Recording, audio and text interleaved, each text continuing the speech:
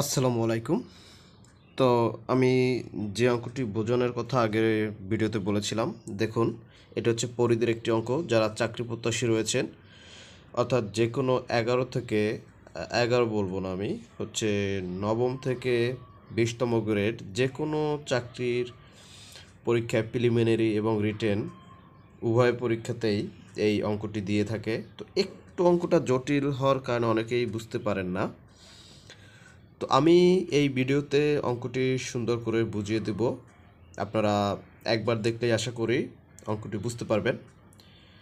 অঙ্কটা আসলে তেমন কঠিন নয়, কিন্তু এখানে পরিধির হিসাবটা দেওয়া আছে ফুটে, এবং আর হচ্ছে অতিক্রান্ত পথ এটা রয়েছে কিলোমিটারে।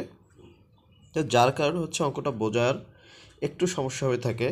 তা আশা করি এই ভিডিওটি দেখার পরে আপনাদের আর সমস্যাটা হবে না। দেখুন আমরা সরাসরি অঙ্কটিতে আসি। দেখুন একটু আমরা যদি অঙ্কটি পড়ি তাহলে দেখেন, একটি চাকার পরিধি 8 ফুট। এখানেই সমস্যাটা, অর্থাৎ এখানে পরিধি দেওয়া আছে ফুটে। তো 1 কিলোমিটার পথ অতিক্রম করতে চাকাটি কতবার ঘুরবে? তো এটা আপনাদের প্রশ্ন। তো এখন ব্যাপার এখানে চাক্কার পরিধি আমরা জানি, একটি চাকা একবার ঘুরলে সেটাই তার পরিধি, অর্থাৎ একবার ঘুরলে সেটা তার পরিধির সমান দূরত্ব ঘুরে। তো এখানে পরিধিটা দেওয়া আছে 8 ফুট। একটি চাকার পরিধি 8 ফুট, মানে একবার ঘুরলে 8 ফুট যায়। একটি চাকা একবার ঘুরলে 8 ফুট সে পথ অতিক্রম করে। তাহলে 1 কিলোমিটার পথ অতিক্রম করতে চাকাটি কতবার ঘুরবে? তো দেখেন এখানে প্রথমে আমি বলে নেই, এখানে 1 কিলোমিটার দেওয়া আছে, এটাকে আমরা মিটারে তৈরি করে নেব। তো আমরা জানি 1 কিলোমিটার সমান 1000 মিটার।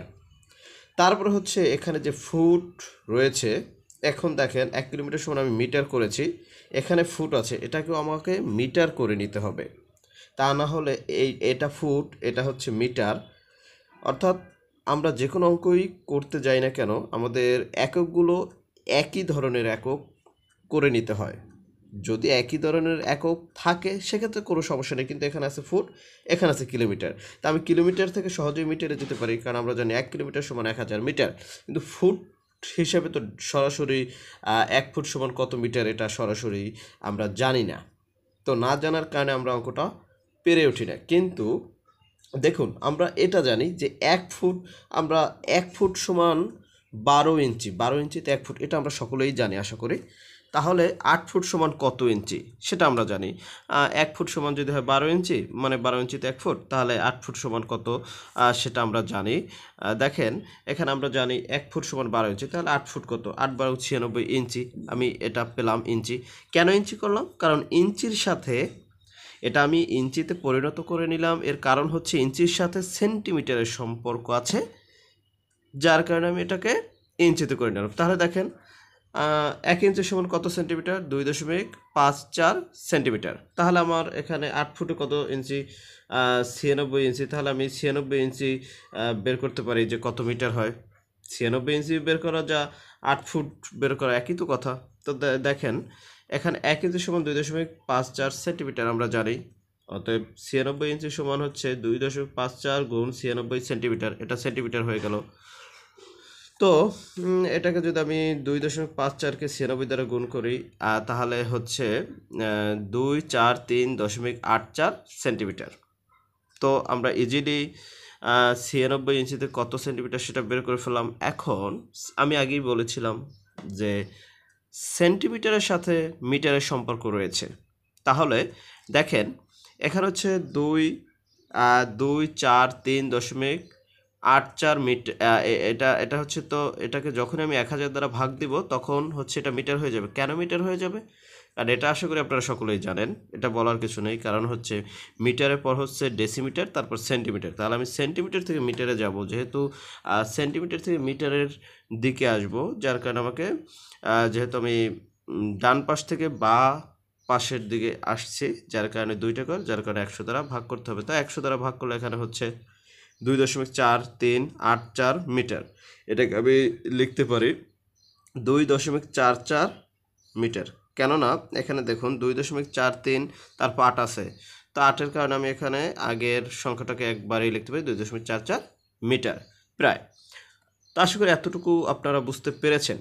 তাহলে আমি 96 ইঞ্চিকে আমি করলাম হচ্ছে 2.44 মিটার, অর্থাৎ 96 ইঞ্চিও যা 8 ফুটও তো তা। তাহলে 8 ফুটকে আমি মিটারে তৈরি করে নিলাম হচ্ছে 2.44 মিটার। এখন দেখেন চাকাটি মূলত চাকাটার পরিধি 8 ফুট, তার মানে আমি মিটারে প্রকাশ করলে হচ্ছে 2.44 মিটার। তার মানে এই যে 2.44 মিটার, চাকাটি 2.44 মিটার যেতে ঘুরে একবার, অর্থাৎ এতটুকু পথ 2.44 মিটার, এই পথ বা এতটুকু পথ যেতে চাকাটি ঘুরে একবার ঘুরে। তাহলে চাকাটি 2.44 মিটার যেতে ঘুরে একবার, অতএব চাকাটি একবার 1 মিটার পথ যেতে করে 1/2.44, অতএব আমি এখানে 1 কিলোমিটারকে মিটারে করে নিয়েছিলাম। সেটা দেখেন, সেটা যদি বলি তাহলে হচ্ছে যে অতএব 1000 মিটার যেতে ঘুরে এই 1000 স্বাভাবিকভাবে উপরে চলে যাবে। তো এটাকে ভাগ করলে হচ্ছে 409.836 বার। এটাকে যদি আমি এখানে 9-এর পরে দশমিক পরে 8 আছে যেহেতু, এটাকে আমি লিখতে পারি 4, এটাকে লেখা যায় হচ্ছে এটাকে আমি 410 লিখতে পারি, পূর্ণ সংখ্যা লিখতে পারি, যেহেতু আমার এখানে ভগ্নাংশ সংখ্যা দেওয়া নেই উত্তরে। সুতরাং এখানে যেহেতু 9 আছে 4.9.836 বার, এটাকে আমি 410 বার লিখতে পারি। তো এই হচ্ছে আপনাদের উত্তর। আশা করি অঙ্কটি সকলেই বুঝতে পেরেছেন।